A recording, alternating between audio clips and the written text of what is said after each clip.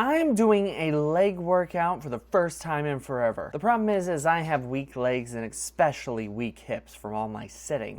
Sitting behind the desk, sitting to relax. So I go about working my legs in a very particular way, and that way I can get the most drive out of my hips and my legs and really get them to start growing. And today's video is exactly how I'm doing that. So first things first is I'm getting everything set up. I don't like cleaning up my own workout equipment because I'm like, if I put it away, I'm just gonna have to get it back out.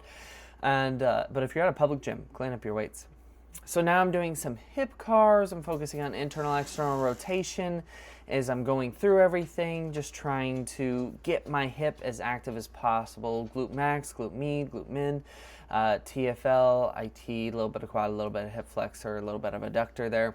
I want to make sure that everything is just feeling a little bit more fluid and open. Stretching is one thing. Activating, I think, is better personally. I think too many people emphasize stretch over activation.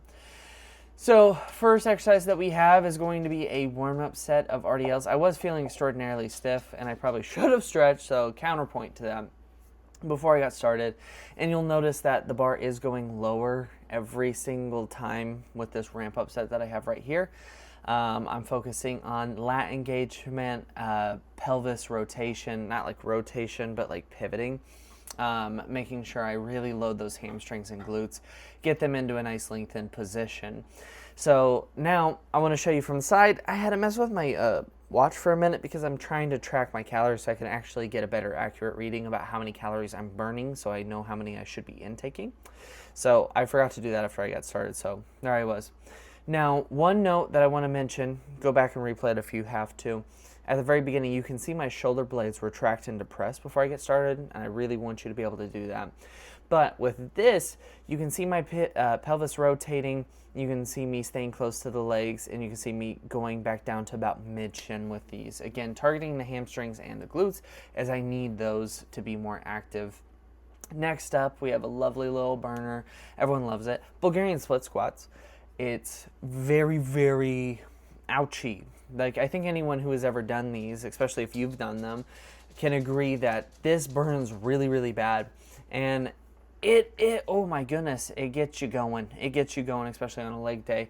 Now, one fun thing that I'm doing with these that I think is fun is I'm sending my hips further back to target the leg that is up on the bench to load into a very lengthened position with the hip forward, the back leg. Now, yes, you're supposed to work the front leg, but I'm really trying to get the back leg to put in some work here because of the actual training methodology and ideology that the only way to grow the quad isn't by doing just squats, it's by doing leg extensions because it helps do it more based off the angle of the hip and the knee.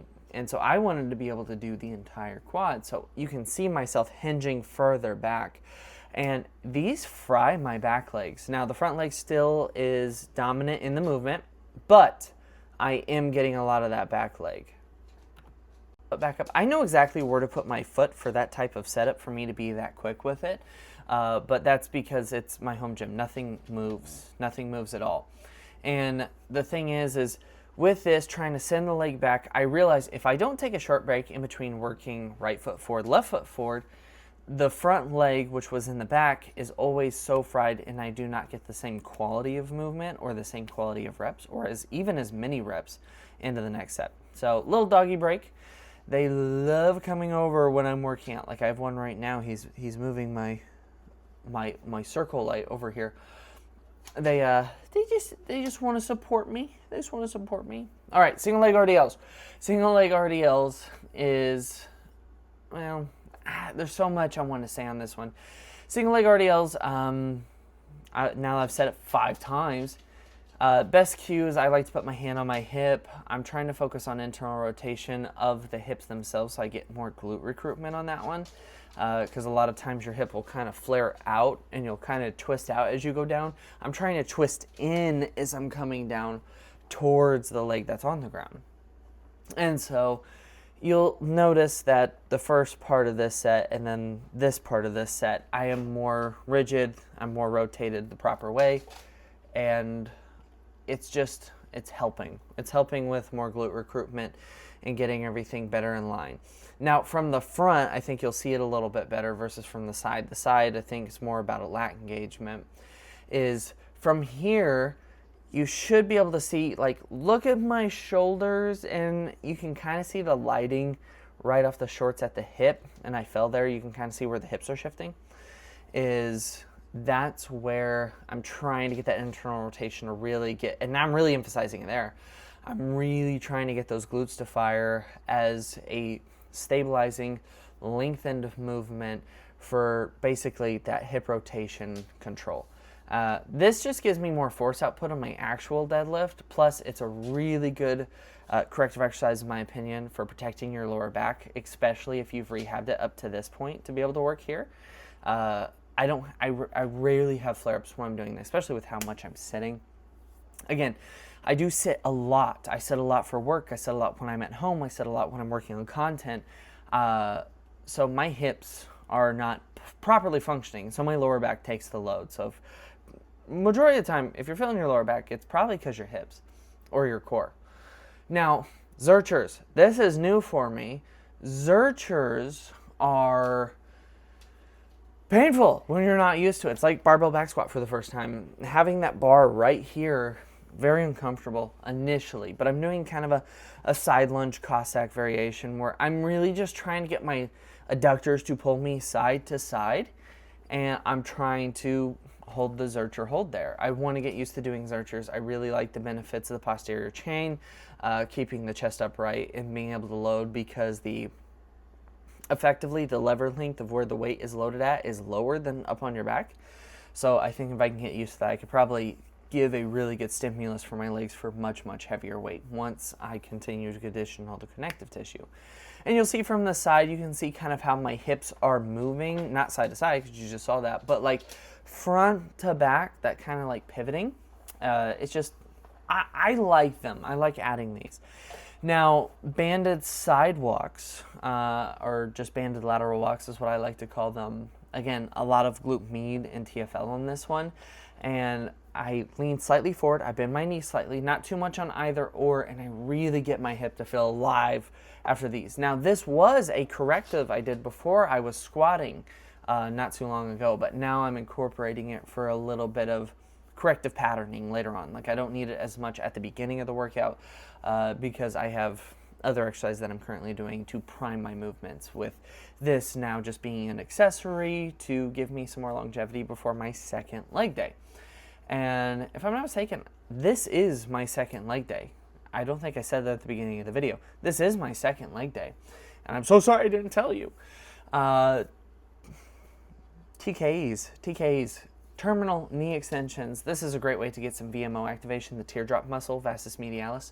I absolutely love these. Now, this was also an activation that's now just kind of an additional patterning corrective, just to make sure that I'm feeling everything. Now, I'm doing these two as kind of also a primer for the next exercise that I'm doing in this workout, which I'm sure you guys will all know.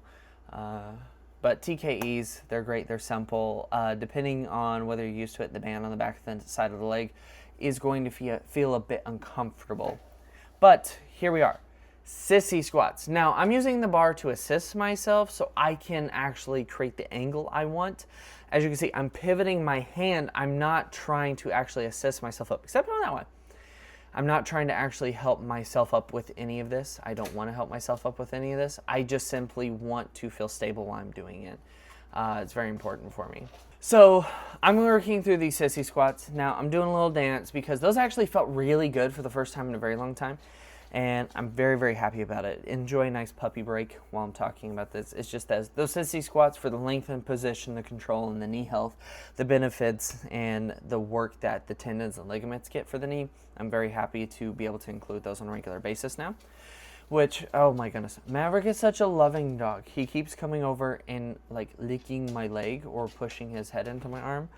And I absolutely love it. Like, pause this video. So pause that. Maverick, come on. Up. Say hi.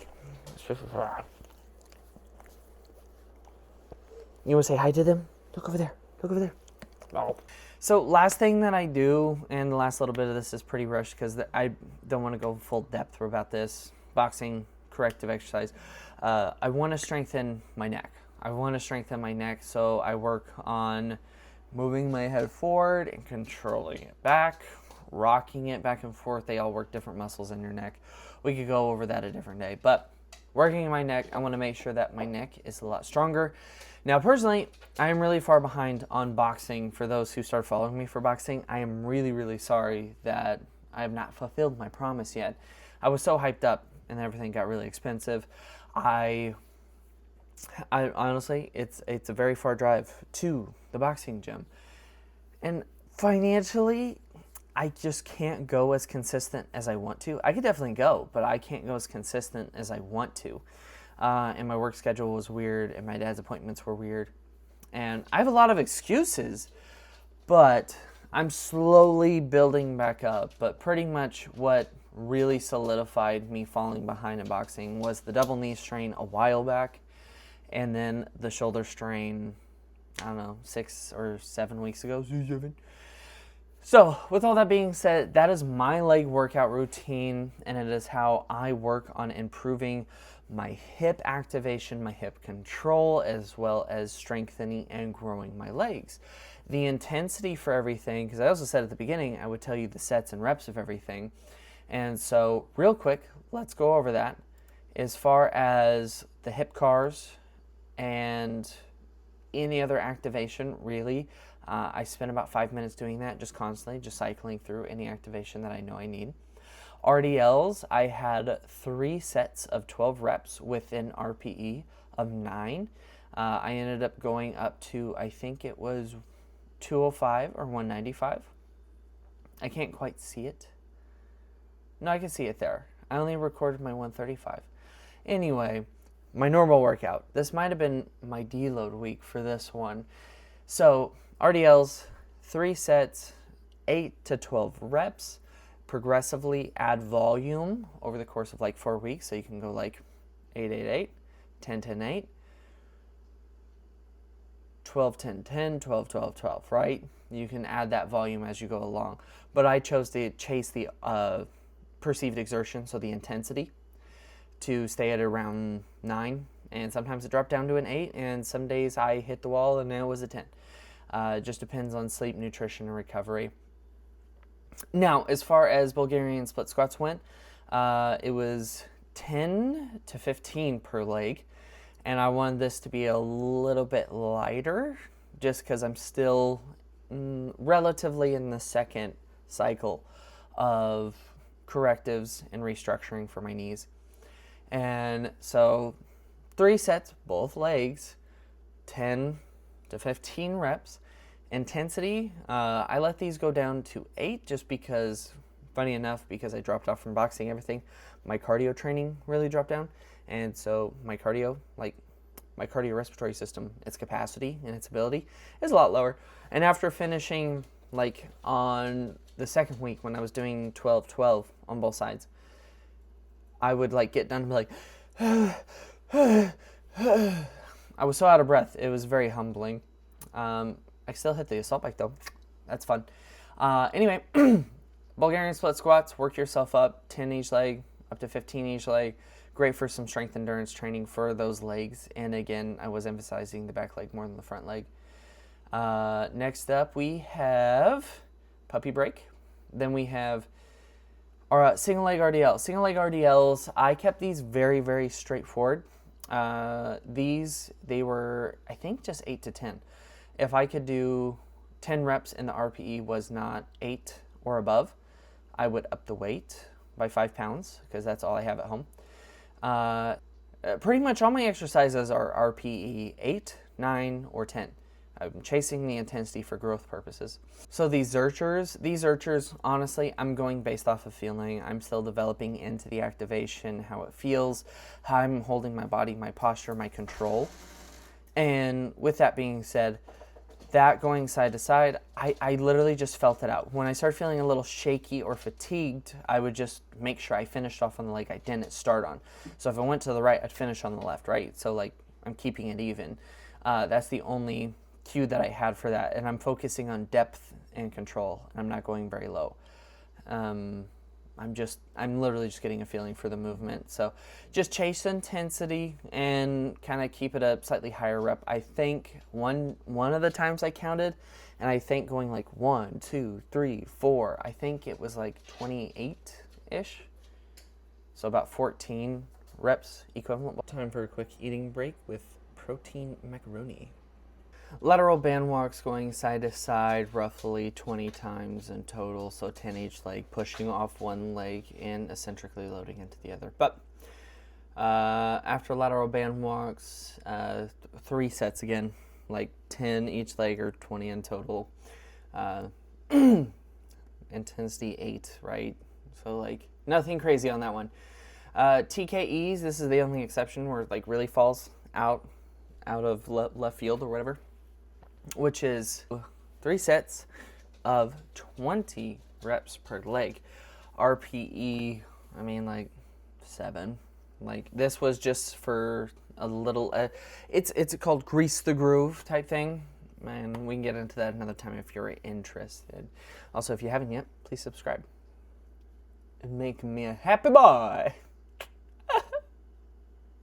Subscribe. Sissy squats, I did 2 sets of 10, and I only took 1 video of it, but 2 sets 10, really focus on knee position, getting those hips forward, really controlling it down to the eccentric, and also foot position, like how far am I on my toes, inside, outside, so on and so forth. I want to make sure everything is articulating correctly when I am doing those, because I want to improve them consistently and prevent any sort of compensation ahead of time. So anyway, besides neck training, which right now I'm just doing isometric holds, and I've just recently in the last 4 weeks started adding in movement such as like tilting and then like protruding and retracting. Those movements I just added in recently, so I'm not really for sure and solidified where I want those reps to be particularly.